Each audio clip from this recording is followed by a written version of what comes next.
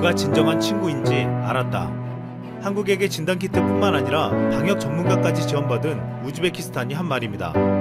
우즈베키스탄은 한국의 방역 노하우에 자문우고하며 자국의 정책뿐만 아니라 기준도 바꾸었습니다. 이 같은 한국의 도움에 우즈베키스탄 부총리는 한국이 진정한 친구라고 감사의 말을 표했습니다. 에스토니아도 한국의 진단키트로 대규모 검사를 하며 한국의 방역 대책을 그대로 따르고 있습니다. 이번 위기를 극복하고 난 후 경제활동을 재개하는 과정도 한국을 보고 따르겠다고 했습니다.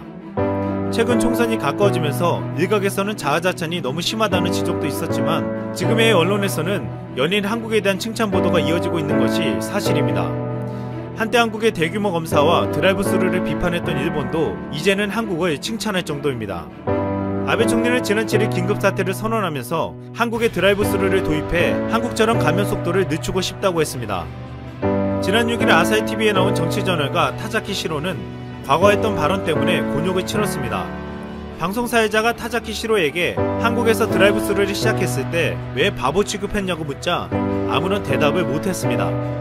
그러면서 드라이브 스루는 접촉을 피하며 검사할 수 있는 합리적인 검사 방식이지 않았냐고 묻자 이에 인정하는 태도를 보이며 제대로 검사를 하지 못하는 일본의 보건소가 반성해야 한다고 답했습니다. 또한 10년 동안 유전자 검사 분야의 능력을 키우지 못한 일본의 현실을 토로했습니다. 지난 8일 도미타고지 주한 일본 대사는 문재인 대통령이 3.1절 기념사에서 양국이 협력하자고 했던 말을 꺼내며 최근 감염병 극복을 위해 한국은 일본의 가장 중요한 이웃나라라고 말했습니다. 그는 얼마 전 마다가스카르, 케냐, 필리핀 등 한국이 주도해 마련한 전세기에 일본인도 탑승했다면서 제3국에서 한일 협력이 이루어지고 있다는 점이 든든하다고 말했습니다. 그동안 한국 언론과 한 번도 인터뷰하지 않았던 도미타 대사가 이 시점에서 한국에 대해 칭찬한 것은 이제서야 한국의 도움이 절실히 필요하다는 것을 깨달았기 때문이라는 비판도 제기되었습니다. 일본은 최근 한국에 진단키트를 수입하는 등 모든 방역 대책을 따라하려 하고 있기 때문에 지금 일본에게 한국은 가장 중요한 나라임에는 틀림없습니다. 일본이 얼마 전 한국을 제치고 방역의 성공적인 모델이라고 칭한 이스라엘은 지난 8일 안도의 한숨을 쉬었습니다. 이스라엘은 현재 한국식 대규모 검사를 하고 있는데 지난 7일부터 진단키트가 모자라기 시작했습니다. 그런데 8일 극적으로 한국으로부터 진단키트를 수입할 수 있게 됐다며 진심으로 환호한 것입니다. 이스라엘 예루살렘 포스트에 따르면 이스라엘 국방부는 8일 오전 한국에서 검사를 수만 번 할 수 있는 충분한 시약을 실은 LR 항공기가 이스라엘을 향해 출발했다고 발표했습니다. 또한 의료진을 위해 보호복 3만 벌도 함께 공수된다고 전했습니다. 최근 이스라엘 보건당국 관계자들은 검사 시약이 부족하다면서 앓는 소리를 했지만 긴급히 한국에게 받게 되어 앞으로 효과적으로 대처할 수 있게 되었다고 했습니다.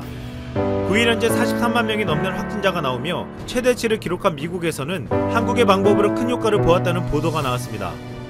미 CNBC 방송은 7일 한국의 대규모 진단검사 전략으로 미국 일부 지역의 발병 곡선을 평탄하게 만들 수 있었다고 보도했습니다. 브라운대 감염병학 교수 앤젤라 켈리앤도 박사는 한국에서 시행된 진단검사는 발병을 통제하는 데 아주 중요한 역할을 했다고 생각한다고 밝히며 만약 미국에서도 더 빨리 적절한 검사가 이루어졌다면 일부 지역에서의 확산 양상이 지금과는 달랐을 것이라고 아쉬움을 드러냈습니다. 결국 한국은 최고조에 이르고 있는 미국이나 유럽과 달리 평평한 그래프 곡선을 보여주고 있습니다.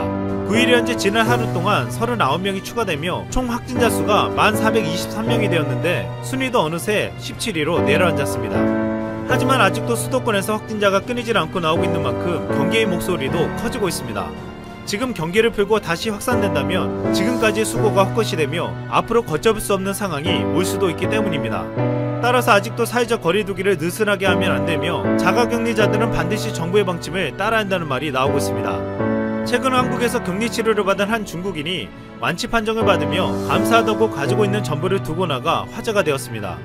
그가 남긴 돈은 하나 달러 파운더가 섞인 115만 6,160원이었습니다. 그리고 그는 퇴소 당시 현금이 그리 많지 않아 부족함을 느꼈다며 1,000만원을 추가로 기부했습니다.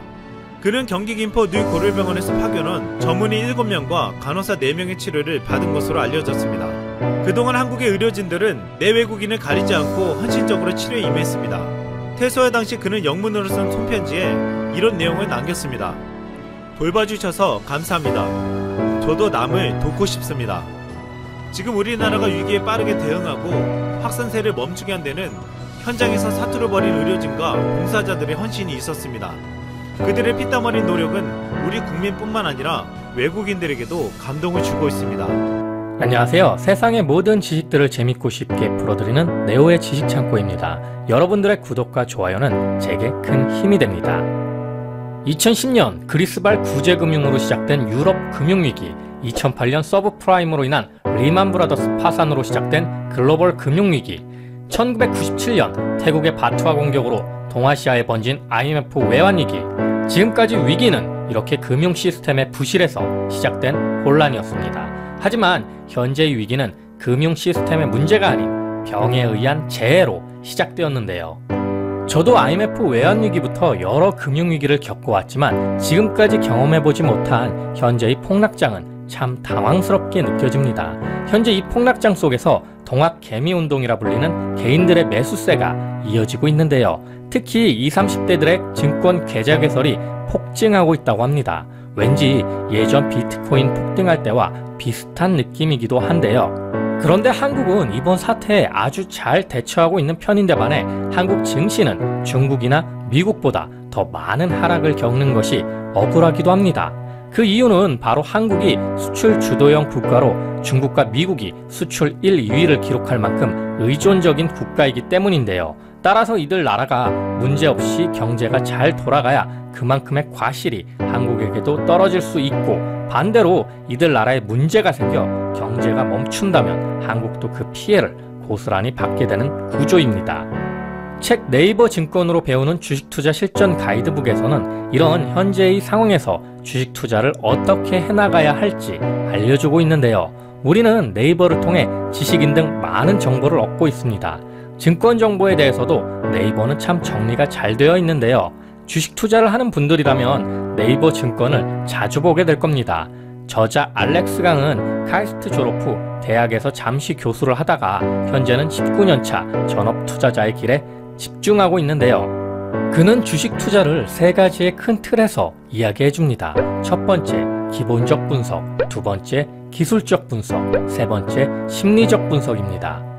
하나도 하기 어려운데 이 세 가지를 어떻게 다 공부하고 적용할 수 있을까 걱정이 앞서지만 차근차근 하다 보면 길이 보이기 마련입니다. 저도 개인적으로 네이버 증권을 항상 찾아보는데요. 세계 경제가 어떻게 돌아가는지 보기 위해 매일 확인하는 것이 있습니다. 바로 미국 증시, 중국 증시, 유럽 증시, 유가, 환율, 금, 달러 인덱스를 매일 확인하고 있는데요. 하지만 이걸 증권사 MTS, 즉 모바일 트레이딩 시스템으로 확인하기에는 번거롭기에 네이버 증권에서 대부분 확인하고 있습니다.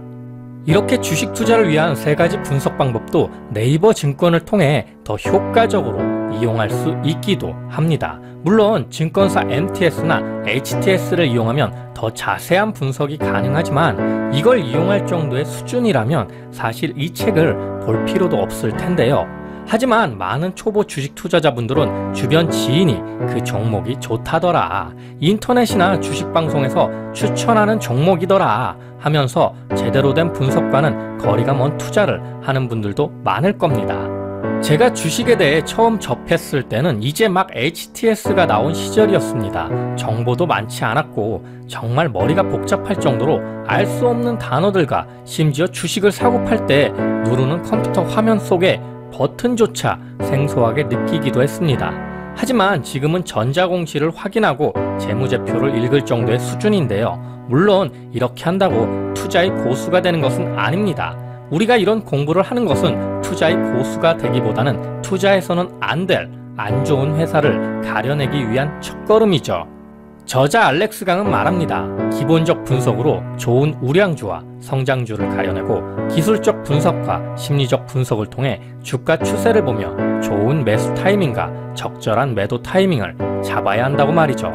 그리고 이런 분석들은 네이버 증권에서 하나하나 해결해 나갈 수 있습니다. 어떻게 보면 네이버 증권을 통해 기본적인 것들을 차근차근 배워나가다 보면 나중에는 증권사 MTS의 어렵고 복잡한 툴을 더 쉽게 접근할 수도 있을 겁니다. 기본적 분석은 일단 회사의 매출과 이익이 꾸준한지를 우선 봐야 하는데요. 만약 3년 동안 매출이 줄어들고 이익이 마이너스라면 그 회사는 관심 종목에서 제외합니다. 자칫하다가는 상장 폐지까지 갈 수 있는 위험한 상황이 될 수도 있기 때문인데요. 꾸준한 매출과 이익이 발생하는 회사라면 이 이제는 펀더멘털에 대한 확인 작업을 해야 합니다. 펀더멘털에는 기본적으로 퍼, PBR, PCR, EV/EBITDA, EPS, BPS 정도가 있는데요. 여기서는 일단 가장 중요한 퍼와 PBR에 대해 이야기해 보겠습니다. 퍼는 주가 수익 비율을 말하는데요. 한 주당 돈을 얼마나 버는지 설명해 줍니다. 보통 퍼가 10이다 하면 이 회사가 장사해서 10년이 지났을 때 본전이 된다는 의미입니다. 이 숫자가 적을수록 그 시간이 줄어들게 마련이니 저평가라 생각할 수 있겠죠. 보통 기본적으로 10 미만을 저평가 구간이라 보는데요. 저자는 8 미만까지 보고 있습니다. 퍼가 낮다고 무조건 좋은 회사는 아닌데요. 상황에 따라 퍼가 높아도 성장성이 높으면 주가는 더 상승할 수 있기 때문입니다. 그리고 PBR은 주가순 자산 비율을 말하는데요. 퍼가 기업이 돈을 얼마나 잘 버는지 이해하기 위한 자료였다면 PBR은 기업이 보유하고 있는 자산에 비해 주가가 싼지 비싼지를 평가하는 자료입니다. 보통 1을 기준으로 보는데요. 업종 평균에 따라서 이 기준은 달라지기도 합니다. PBR은 안정성과 관련된 지표로서 이 역시 퍼와 마찬가지로 숫자가 적을수록 저평가라 볼 수 있습니다.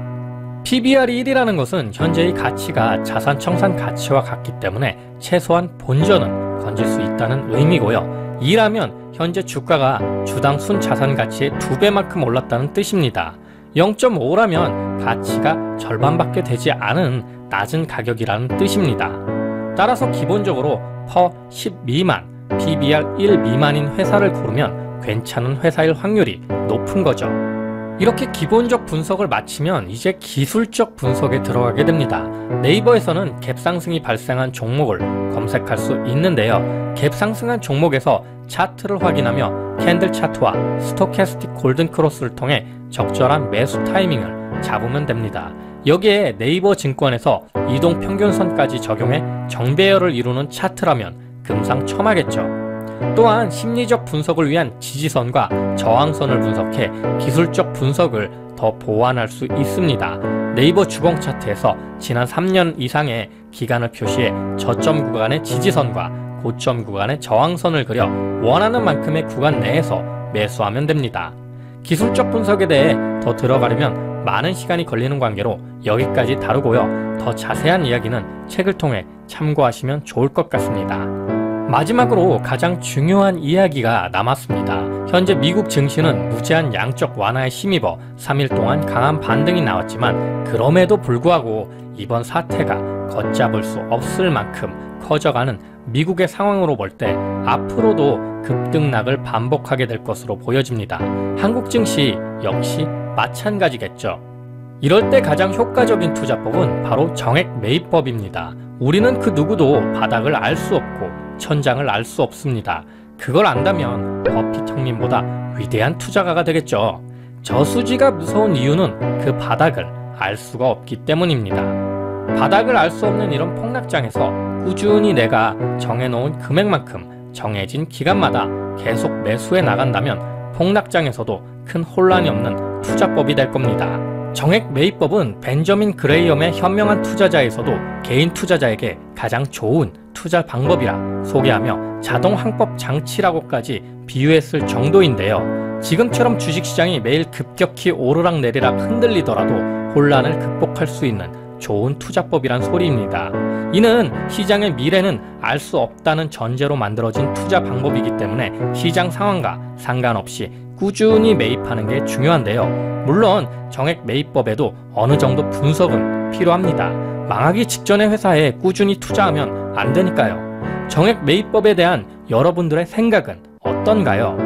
오늘은 이렇게 책 네이버 증권으로 배우는 주식 투자 실전 가이드북을 통해 현재 급등락을 반복하는 증시에서 어떻게 대응해야 하는지에 대해 이야기해 보았는데요. 이 사태가 진정되기 전까지는 롤러코스트장은 멈추지 않을 겁니다. 동학 개미 운동은 어떤 결론이 나올지는 모르겠지만 주식시장은 리스크라는 안개가 사라지면 본래의 가치로 돌아온다는 점에서 지금의 침체기가 또 다른 기회가 될 수도 있을 거라 생각됩니다.